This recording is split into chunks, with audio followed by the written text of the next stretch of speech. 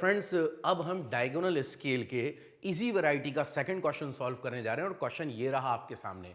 A rectangular plot of land area 0.45 hectare is represented by rectangle of 5 centimetre square. Calculate the RF of the scale of the map. Also draw a scale to measure up to a meter and the scale should be long enough to measure up to 400 meter।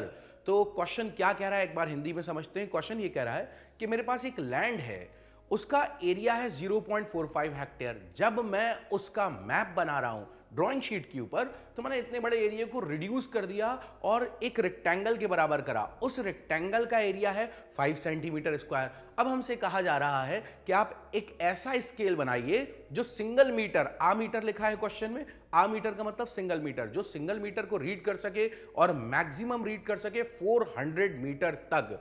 तो आइए इस question में सबसे पहले निकालते हैं RF और length of scale, फिर क्वेश्चन का कंस्ट्रक्शन देखेंगे। तो सॉल्यूशन देखते हैं। हम सबसे पहले निकालेंगे आरएफ। तो हमें गिवन क्या है? हमें गिवन है 0.45 hectare will be equals to 5 centimetre square.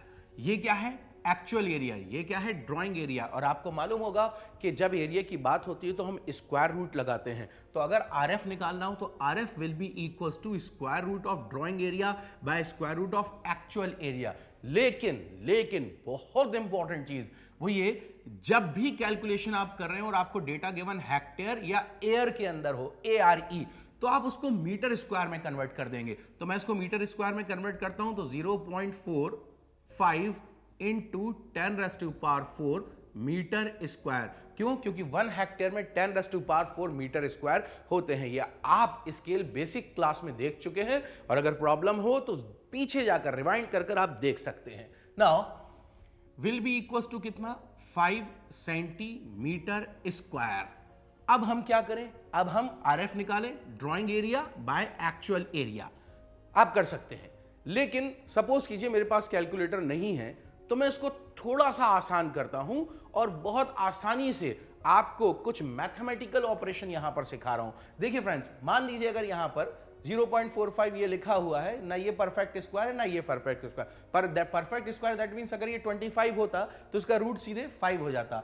अगर ये 16 किलोमीटर स्क्वायर होता है, 16 मीटर स्क्वायर होता तो इसका एरिया 4 हो जाता। तो मेरे पास परफेक्ट स्क्वायर नहीं है, आप कैलकुलेटर के बगैर यहां पर इजीली काम नहीं कर पाएंगे। तो मैं इसको परफेक्ट स्क्वायर बनाता हूं। जरा ध्यान से देखिएगा, मैं 10⁻⁴ मीटर स्क्वायर को यहीं रखता हूं और मैं लिख देता हूं 5/0.45 सेंटीमीटर स्क्वायर। नाउ ये एज इट इज यहां है, ये आ गया 500/45। कैसे? पॉइंट हटाएगा, 2 0 आ जाएंगे। क्या है ये? Centimetre square. अब इसको डिवाइड दे दीजिए, 5 9 45, 5 10 50 और 0 का 0। अब आप गौर से देखो यहां क्या बचा है? यहां बचा है 10⁻⁴ मीटर स्क्वायर, जिस पे अगर रूट लगाऊं तो 10⁻⁴ का 10⁻² हो जाएगा। और यहां पर क्या बचा है? 100/9 सेंटीमीटर स्क्वायर। अब आप सोचिए 100 का रूट क्या हो जाएगा? 10, और 9 का रूट क्या हो जाएगा? 3। क्या ये चीज सिंप्लीफाइड हो गई बहुत आसान से? जी हां, ये सिंप्लीफाइड हो चुका है बहुत आसानी से। ये है अब आपके पास क्या?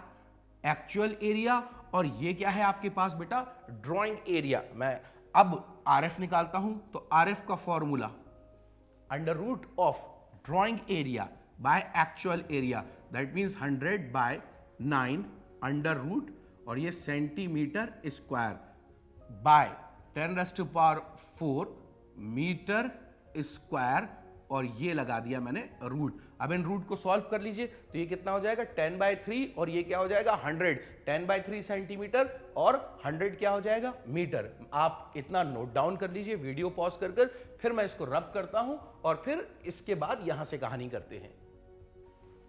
तो आरएफ निकाल रहे थे हम और क्या आया हमारा?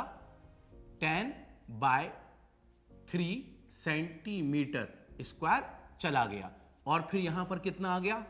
100 मीटर। अब मीटर को सेंटीमीटर में कन्वर्ट करिए, 10/3 सेंटीमीटर बाय 100 इंटू 100 सेंटीमीटर, क्योंकि हम सब जानते हैं 1 मीटर में 100 सेंटीमीटर होते हैं। सेंटीमीटर से सेंटीमीटर गेट कैंसिल, एक जीरो से ये जीरो चला गया, 3 नीचे आ जाएगा।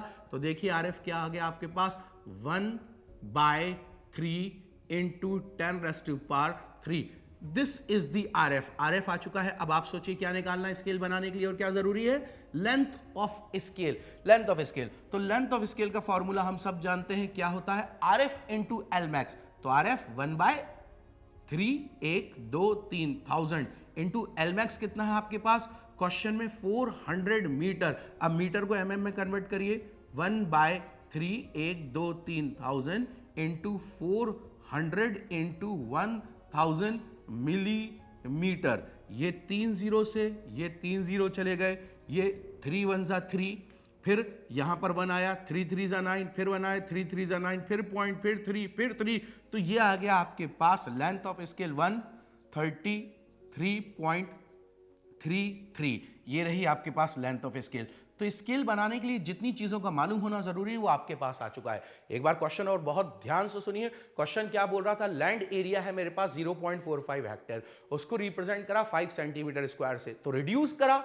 तो आरएफ का मतलब क्या होता है, आरएफ आपसे पूछता है कि कितने टाइम्स रिड्यूस करा, कितने गुना।